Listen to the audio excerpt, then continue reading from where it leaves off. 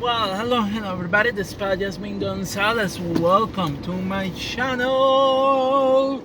Please like and subscribe if you like my video vlogs. I know they're pretty boring because I'm always in my car talking about stuff. And I'm sorry if that's pretty boring. I will try to make videos that are more interesting, more engaging, that you don't only sit here and see me talking for like 10-20 minutes, you know. Because I feel like it's pretty boring. Definitely, I think it's pretty boring. I'm so sorry. But at the same time, it's like it's one of those things, and I don't know if like people like watching my videos. I know that I make videos of me when I try to fix things, you know, and wrestling and promos and a bunch of other stuff, you know. I get it. Yeah. So today. So yesterday I couldn't get the document notarized that I need to have an account to be able to file the documents with the court for my debt collection case. As I mentioned, I got this company called Cavalry suing me in court to get money supposedly of one of my credit cards that they purchased, credit card debt that they purchased.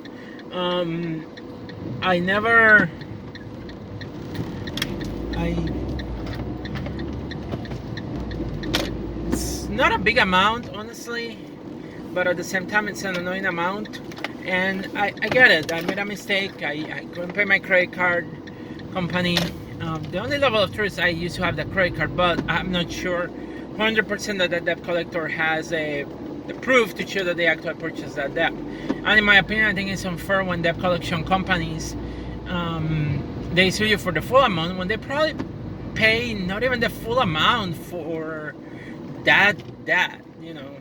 It's the way that, from what I have heard, and my limited knowledge on how debt collection works. What happens, like, the company void these accounts, they give money to the company or to the bank or whatever the case may be, and then they pretty much avoid the rights to that account, and then they can contact you and demand full payment on the account, you know. I have already went through a bankruptcy. I don't want to get into another bankruptcy case, especially because I'm on, it's like not a lot of money in all honesty. But I also have other debt that I also, maybe I should consider bankruptcy, because there's other debt that I have, medical bills mostly, that could also get discharged possibly. But I just don't want to get into a second bankruptcy, you know. The sad part is, like, even if I go to a second bankruptcy, the biggest debt that I have right now that I'm concerned about is the private student loans, because when I went to RPI, Rensselaer Polytechnic Institute, back in 2005, I decided to take a private student loan of $35,000 to pay for my tuition after I lost the scholarship that I had, or after the scholarship ended, because it was only for 1 year scholarship. My advisor didn't have money. I didn't have funds. The lab didn't have any equipment. That was the thing. So and I didn't know how to use equipment that was in the lab.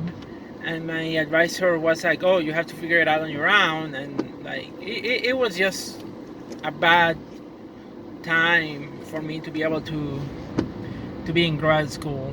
And I made the mistake of, I wanted to finish, and I tried to get into the chemical engineering to finish a master's in chemical engineering, but it was too expensive, and RPI didn't provide assistance to students in the master's program. So I was just like, I cannot afford this, honestly. I really can't. And but I still had the student loan debt that I took, and I wish I hadn't taken that loan. I wish I had just walked out of school, you know, because that added to my debt, and I'm still waiting. That debt, like I mentioned in a video blog before, that debt went into, I couldn't couldn't pay. The loan was through Navient or Sallie Mae. Sallie Mae converted into Navient, and then I had to default when it came time to pay. It was way too much. I couldn't fit with my net income.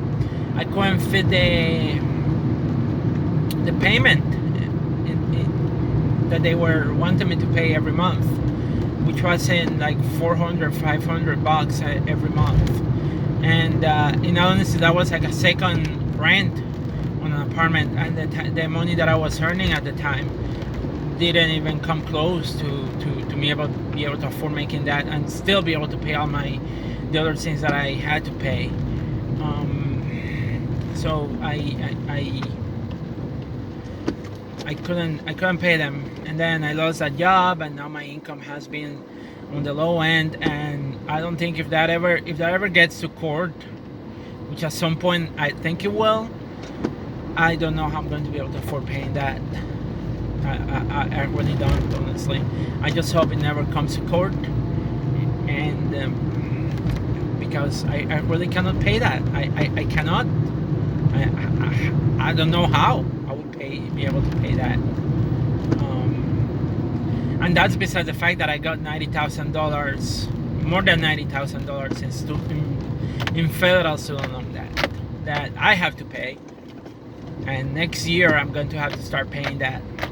And that brings me to my other topic, because sometimes, like, when you get into payment plans and all that kind of stuff, they use your gross income even to qualify for aid, for, like, for example, like food stamps and things like that. They always use your gross income. They never use your net income, which is the income that you have after taxes. And I get it, for some things it makes sense, but for other things it doesn't make any sense to use the gross income in calculations. For example, like I did calculations of how much is my pay rate right now.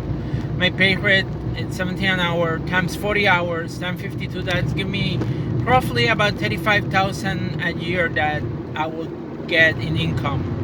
And that's just the gross income, because then you have to subtract all the income taxes that get taken out of the paycheck, and the federal and state income taxes that get taken out of the paycheck, each paycheck, to pay for taxes.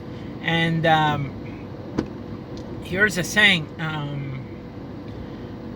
after that I'm just net. Sometimes my paycheck comes roughly to about $1,000 every 2 weeks, so I'm earning $2,000 a month, which means that my net income is $24,000, which is, and I don't know if that is below the poverty level or not, but it's not a lot of money. I would think you would think that it's a lot of money, but it's really not a lot of money.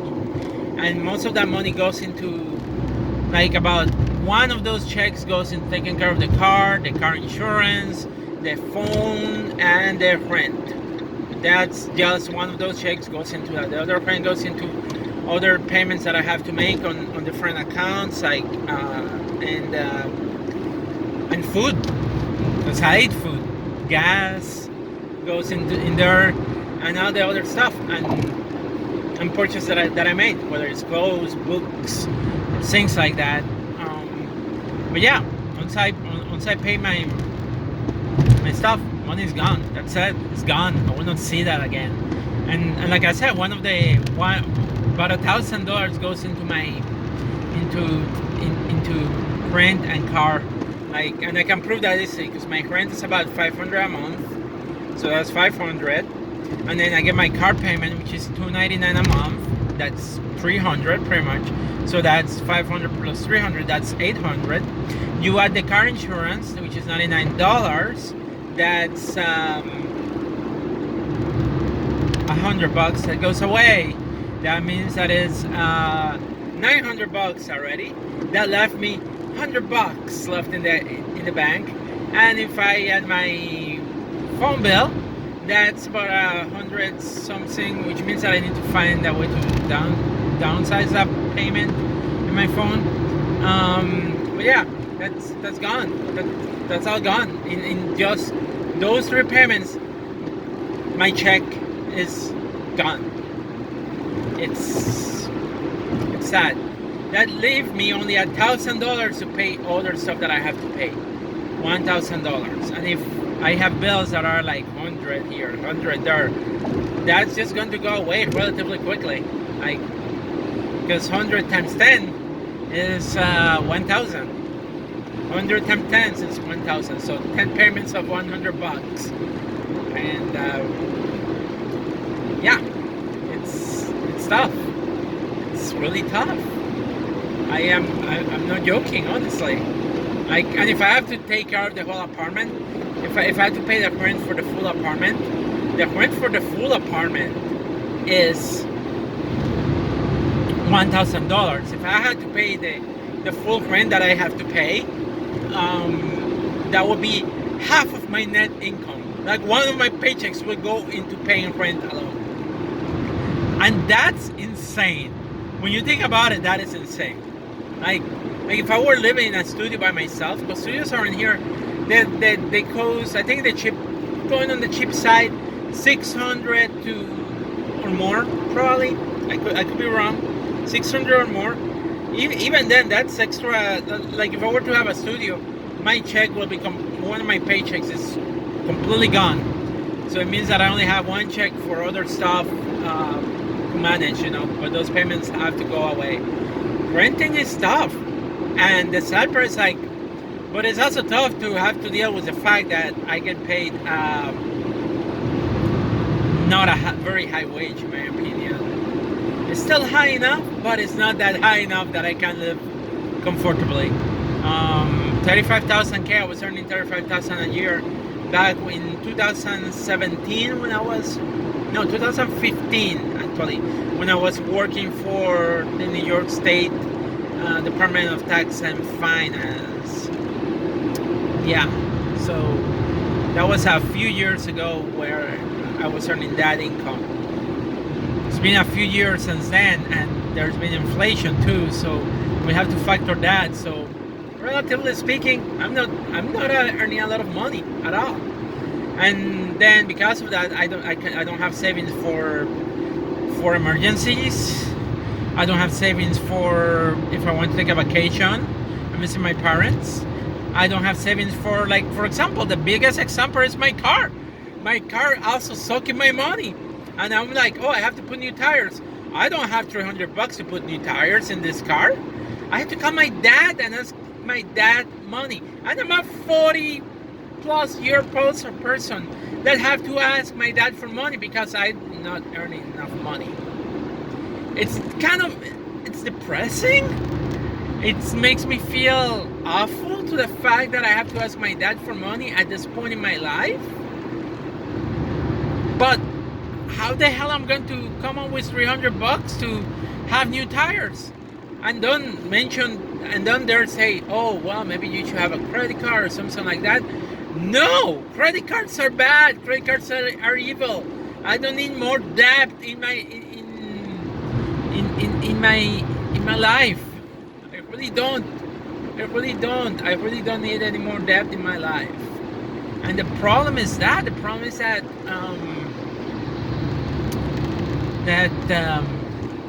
that I cannot afford to take. Wow. Okay. Sorry, I just saw what somebody did when they have passed on the left side, they passed on the right side, and they went through an exit. Actually, it's kind of hilarious. But anyway, people driving sometimes surprise me. But yeah, like I don't need more debt in my life. I cannot afford taking debt.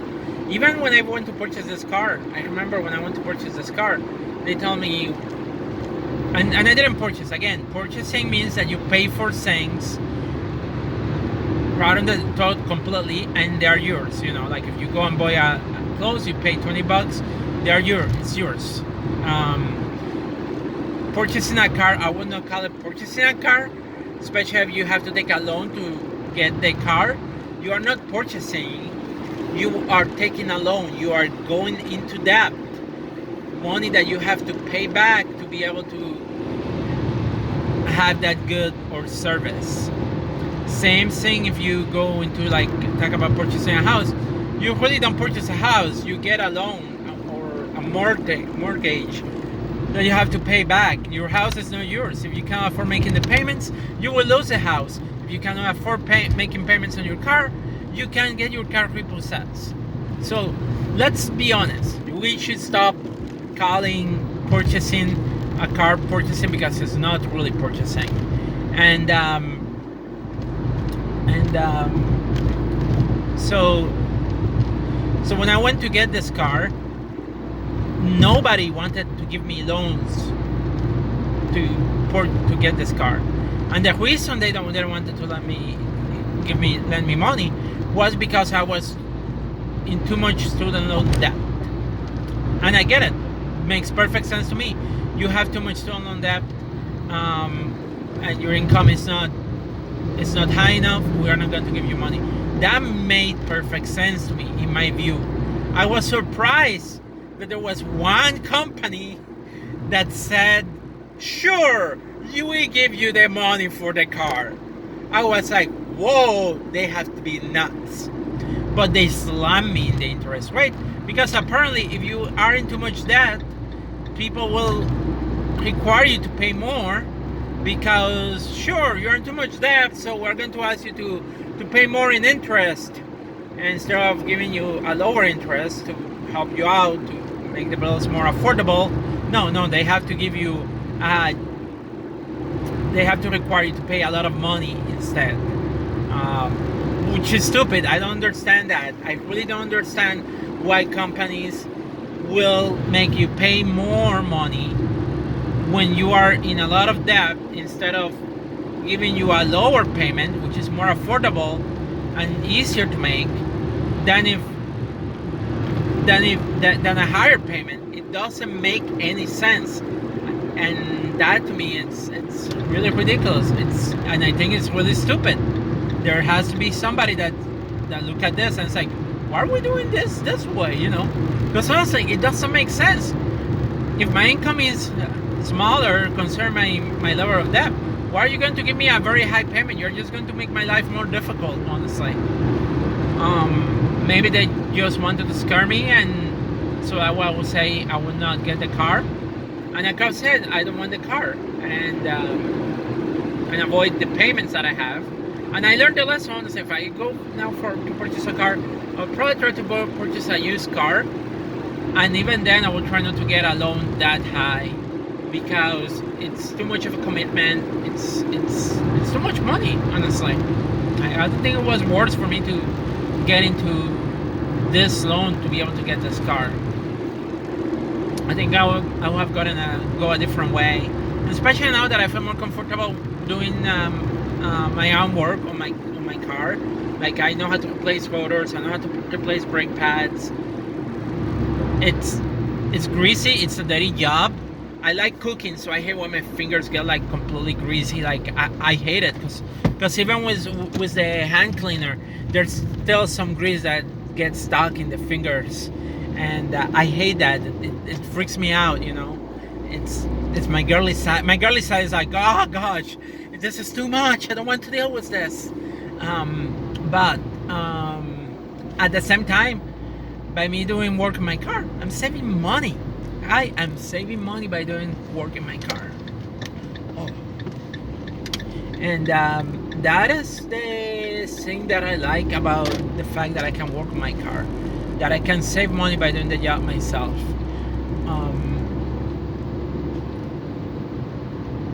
And while my brain thinks like, but I'm a woman, I don't know if I should be doing. No, I stop putting those things on myself.